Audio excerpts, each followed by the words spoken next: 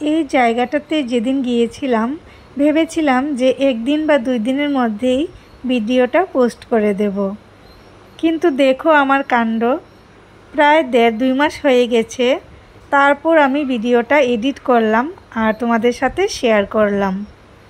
গিয়েছিলাম একটা জায়গাতে আর তোমাদের সাথেও শেয়ার করে নিলাম। দেখো দুর্দান্ত জায়গাটা। এটা একটা নার্সারি আর আমাদের ক্যাম্পের থেকে বেশি একটা দূর না। গিয়ে একদম মন ভরে গিয়েছিল। আশা করি অনেকেই গিয়েছো এই নার্সারিটাতে, কিন্তু আমি প্রথমবারই গিয়েছিলাম।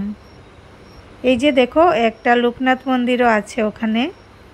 আর আমি সব ভগবানকেই খুব ভালোবাসি, কিন্তু লোকনাথ বাবাকে খুব ভালোবাসি, কারণ আমি যখনই বিপদে পড়েছি গুরুদেব আর বাবা লোকনাথকে ডেকেছি, সবসময় বিপদ থেকে উদ্ধার পেয়েছি।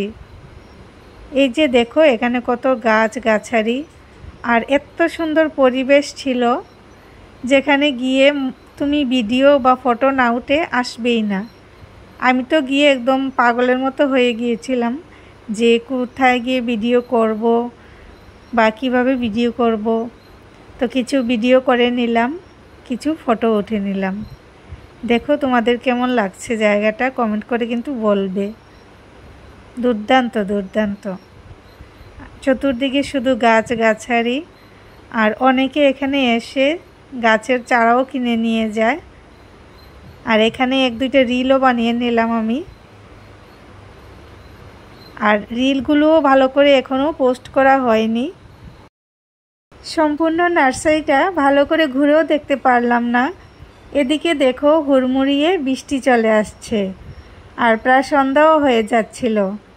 তো হাজব্যান্ড বলল যে চলো অন্যদিন এসে অন্য সাইডটা দেখে যাব। তোমাদের সাথে যদি পুরোটা শেয়ার করতে পারতাম আমার কাছে আরও ভালো লাগতো, কারণ খুব সুন্দর জায়গা ছিল। তো তোমাদের কেমন লাগলো অবশ্যই কমেন্ট করে জানাবে। আর আমার ভিডিও দেখার জন্য অনেক অনেক ধন্যবাদ তোমাদের।